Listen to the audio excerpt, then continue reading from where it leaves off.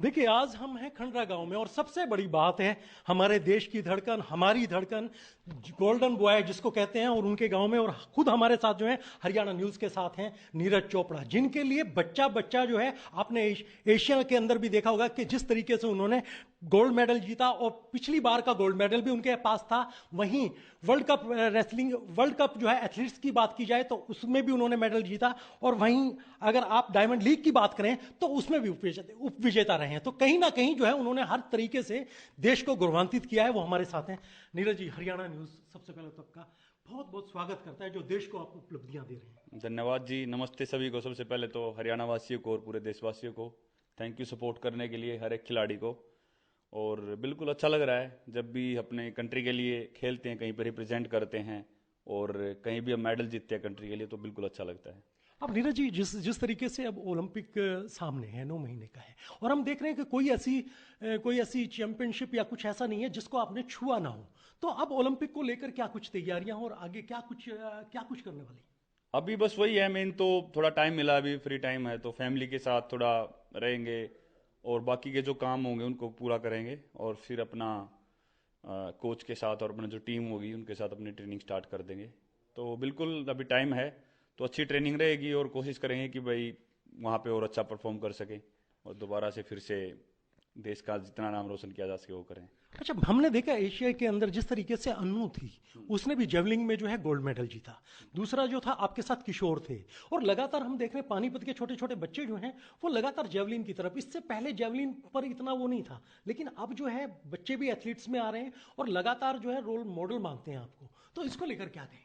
नहीं, बढ़िया लगता है जी, क्योंकि हम जब पटियाला नेशनल कैंप में करते तो एक दूसरे को जानते हैं। अन्नू को काफ़ी पहले से जानता हूँ, बहुत ही अच्छी थ्रो करती है और नेशनल रिकॉर्ड होल्डर है। और किशोर जेना बहुत अच्छा लड़का है, उसने बहुत अच्छी थ्रो की। तो हम आपस में एक दूसरे को जानते हैं और अच्छा लगता है कि जब हम कहीं जीतते हैं और ज़्यादा बच्चे इस स्पोर्ट को चूज़ करना चाहते हैं या और ज़्यादा बच्चे आना चाहते हैं जेवलिन थ्रो में या एथलेटिक्स में, तो बहुत ही बढ़िया लगता है। उससे खुशी होती है कि दूसरे स्पोर्ट की तरफ भी बच्चों का ध्यान है और वो भी कुछ करना चाहते हैं अपनी कंट्री के लिए। अच्छा, पाकिस्तान का जो नदीम है वो भी आपको आइडियल मानता है, और उनकी मदर ने भी बाकायदा इस स्पेशल जो है कहा कि जो आप जो जीते हैं उसको लेकर भी बधाई दी है। तो उसको लेकर क्या कुछ कहेंगे? अरे नहीं, वो मेरी माता जी ने उनके बारे में बोला था, यहाँ पे आप लोगों ने पूछा होगा तो। नहीं, उसके बाद भी उनका बयान आया है, उन्होंने भी बधाई दी है उस पर।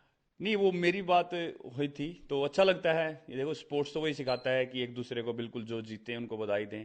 और उसको कुछ नी में प्रॉब्लम हुई थी, वो एशियन गेम्स में पार्ट नहीं ले पाया, लेकिन मैं वही बोलता हूँ कि खिलाड़ी की लाइफ में इंजरी ऐसी चीज़ है, वो आती जाती रहती है। पर वही है कि खिलाड़ी का वही मकसद होता है कि जो जो जिस भी कंट्री से हैं वो अपनी कंट्री का नाम रोशन कर सकें और अपने देश के लिए मेडल जीत सकें। तो वो सभी का वही फोकस रहता है और हमारा भी वही है। और जितने दिन तक हम खेलते रहेंगे, हमेशा ही कोशिश रहेगी कि हमेशा अपने देश के लिए जितने ज़्यादा मेडल जीतते हैं और जितना ऊपर लेके जा सके फ्लैग को, वो कोशिश हमेशा रहेगी। अच्छा नीरज, अगर मैं पूरे भारत की बात करूं, एथलीट्स की बात करूं, तो इतने मेडल जीतने वाले केवल आप हैं। मैंने पूरा रीड भी किया है। तो इसको लेकर क्या कुछ कहेंगे आम लोगों को, उन बच्चों को जो इस तरीके की कोशिश कर रहे हैं? नहीं, मेडलिस्ट में तो आप मेरे हिसाब से बहुत सारे अपने महान एथलीट्स रहे हैं या हैं भी जो। नहीं, ओवरऑल जो जितनी भी चैंपियनशिप है लगातार जीतना, उनको इस तरीके का ओवरऑल अगर प्रदर्शन देखा जाए तो वो केवल नीरज चोपड़ा ही है। नहीं, अब मैं आपको एक नाम बाय नाम गिनवाऊंगा, जैसे पीवी सिंधु है, बजरंग पुनिया, साइना नेहवाल, मिल्खा सिंह, पीटी उषा जी, तो उन्होंने हमेशा आप उनके मेडल टैली गिनोगे। बात हुई थी तो अच्छा लगता है। ये देखो, स्पोर्ट्स तो वही सिखाता है कि एक दूसरे को बिल्कुल जो जीते हैं उनको बधाई दें। और उसको कुछ नी में प्रॉब्लम हुई थी, वो एशियन गेम्स में पार्ट नहीं ले पाया, लेकिन मैं वही बोलता हूँ कि खिलाड़ी की लाइफ में इंजरी ऐसी चीज़ है, वो आती जाती रहती है। पर वही है कि खिलाड़ी का वही मकसद होता है कि जो जो जिस भी कंट्री से हैं वो अपनी कंट्री का नाम रोशन कर सकें और अपने देश के लिए मेडल जीत सकें। तो वो सभी का वही फोकस रहता है और हमारा भी वही है। और जितने दिन तक हम खेलते रहेंगे, हमेशा ही कोशिश रहेगी कि हमेशा अपने देश के लिए जितने ज़्यादा मेडल जीतते हैं और जितना ऊपर लेके जा सके फ्लैग को, वो कोशिश हमेशा रहेगी। अच्छा नीरज, अगर मैं पूरे भारत की बात करूं, एथलीट्स की बात करूं, तो इतने मेडल जीतने वाले केवल आप हैं। मैंने पूरा रीड भी किया है। तो इसको लेकर क्या कुछ कहेंगे आम लोगों को, उन बच्चों को जो इस तरीके की कोशिश कर रहे हैं? नहीं, मेडलिस्ट में तो आप मेरे हिसाब से बहुत सारे अपने महान एथलीट्स रहे हैं या हैं भी जो। नहीं, ओवरऑल जो जितनी भी चैंपियनशिप है लगातार जीतना, उनको इस तरीके का ओवरऑल अगर प्रदर्शन देखा जाए तो वो केवल नीरज चोपड़ा ही है। नहीं, अब मैं आपको नाम बाय नाम गिनवाऊंगा, जैसे पीवी सिंधु है, बजरंग पूनिया, साइना नेहवाल, मिल्खा सिंह, पीटी उषा जी। तो उन्होंने हमेशा, आप उनके मेडल टैली गिनोगे, हाँ आप एथलेटिक्स में बोल सकते हैं, और सभी कॉम्पिटिशन्स की अगर आप बात करें, सभी ओलंपिक सभी वर्ल्ड चैंपियनशिप, सभी कंपटीशन में, चाहे डायमंड लीग हो, चाहे वर्ल्ड लेवल पे हो, चाहे और अदर्स हो, उसको लेकर अगर बात की जाए तो वो उसमें जो है जी अच्छा तो लगता है। और यही मुझे लगता है कि हर एक खिलाड़ी का यही मकसद रहता है कि जितना ज़्यादा हम मेहनत कर सकें, और जब तक खेल रहे हैं जितना ज़्यादा हम कंट्रीब्यूट कर सकें कंट्री में किसी भी जगह पे, या हम जैसे एथलीट है तो हम मेडल्स लेके आ सकें, तो वो हमेशा हमारी मेहनत जारी रहती है और वही फोकस रहता है। अच्छा नीरज, एक चीज और मैं पूछना चाहूंगा कि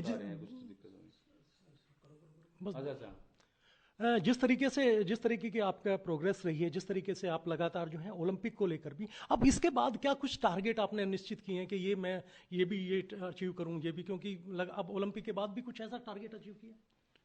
ओलंपिक के बाद जी वर्ल्ड चैंपियनशिप का रहा है, बहुत अच्छा लगा। डायमंड लीग का ओलंपिक के बाद हुआ है, अभी एशियन गेम्स सेकंड टाइम हुआ है। तो यही है कि मैंने जब गेम शुरू किया तो ये सोच के नहीं किया था कि मुझे ये यहाँ भी मेडल जीतना है, यहाँ भी गोल्ड जीतना है। तो वो बस होता जा रहा है, मैं मेहनत कर रहा हूँ दिल से, और आगे भी यही फोकस रहेगा कि ऐसे ही मेहनत करते रहें, दोबारा से फिर खेलें और दोबारा से फिर जीतें। तो बस यही फोकस है। अच्छा, सबसे पहले जो परिवार है, परिवार में हम भी आते हैं, जैसे हम रात को मैच भी देखते हैं, कभी देखते हैं जिस तरीके से तालियां बजती हैं, और हमने एक लाइन में ये भी देखा है कि दादाजी भी बैठे हैं, पिताजी भी बैठे हैं, चाचा जी भी बैठे हैं, तो उसको लेकर बड़े गौरवान्वित होते हैं। जब हम आए हैं, हमने दादाजी से बात की, वो यही कहते थे कि जब भी मेरी नीरज से बात हुई है, सिर्फ मैंने हालचाल पूछा। तो उनका जो लगाव है उसको लेकर क्या कहें? बिल्कुल लगाव होता है, हर फैमिली का अपने बच्चे से लगाव होता है, और फैमिली सबसे पहला सपोर्ट फैमिली की तरफ से होता है। तो अच्छा लगता है हमेशा। और बाकी जो गांव के लोग हैं या आसपास के इलाके के लोग हैं वो भी सपोर्ट करते हैं, और बाकी पूरी कंट्री तो सपोर्ट करती है जब हम कंट्री के तरफ से खेलते हैं। तो हमेशा ही अच्छा लगता है कि इतनी सपोर्ट हमारे साथ है, और बस हमको फिर भगवान पे विश्वास है कि हमने जो मेहनत किया दिल से उसका फल जरूर मिलेगा। अच्छा नीरज, हमारे चैनल के माध्यम से मैं पूछना चाहूँगा, कुछ उन बच्चों के लिए कहना चाहें जो इस चीज़ को लेकर, एथलीट्स या तमाम गेम के लिए तैयारी कर रहे हैं, वो कैसे भविष्य बनाए? कुछ गरीब परिवार भी हम देखते हैं कि जिस तरीके की अड़चन आ जाती है, मेहनत करते हैं, ऐसे बच्चों को क्या कहेंगे हमारे चैनल? ज़्यादातर बच्चे ऐसी फैमिली से होते हैं, मैं भी नॉर्मल फैमिली से निकला हूँ, और अपने यहाँ पे नॉर्मल फैमिली से होते हैं काफ़ी ज़्यादातर बच्चे। तो मैं बस उनको ये मैसेज देना चाहूँगा कि आप अपने आप ऊपर विश्वास रखें, पेशेंस रखें, क्योंकि पेशेंस सबसे बड़ी चीज़ है। जो आजकल के बच्चे कई जगह पे मार खा जाते हैं, पेशेंस नहीं होती है। तो मेहनत तो करते हैं, लेकिन पेशेंस मुझे लगता है सबसे ज़्यादा ज़रूरी है। टाइम दो चीज़ को, स्किल बढ़ाओ, मेहनत करो। कई बार ज़रूरी नहीं होता है कि हमको फैंसी या बहुत ज़्यादा फैसिलिटी मिले। अगर आपके पास थोड़ी फैसिलिटी भी है और आप अच्छे से उसको यूज़ कर रहे हैं, बढ़िया से खाना पीना खा रहे हैं, और बढ़िया अपनी मेहनत कर रहे हैं, तो वही बहुत ज़्यादा ज़रूरी होता है। और मैं उनको ये बोलूँगा कि अपने ऊपर विश्वास रखें और मेहनत करते रहें। अच्छा नीरज, लास्ट मेरा प्रश्न है कि जिस तरीके से हरियाणा सरकार जो है लगातार वो जो है आपके संपर्क में भी है, खट्टर साहब भी हैं, तो क्या बच्चों के लिए इस तरीके की जेवलिंग को लेकर कुछ इस तरीके की कोई एकेडमी होनी चाहिए उसको लिए? जेवलिन के लिए कुछ एकेडमीज हैं जो प्राइवेट एकेडमी है अपनी, और मुझे लगता है कि हाँ धीरे धीरे करके गवर्नमेंट की तरफ से भी, जैसे नेशनल कैंप में जेवलिन थ्रोअर्स को सपोर्ट करते हैं, तो ऐसे धीरे धीरे करके एकेडमीज भी आएंगी। और जैसे बच्चे धीरे धीरे करके बढ़ रहे हैं जेवलिन थ्रो में, तो हर चीज़ पे काम होगा। यही है कि थोड़ा टाइम लगता है, लेकिन हाँ ज़रूर होगा कभी ना कभी।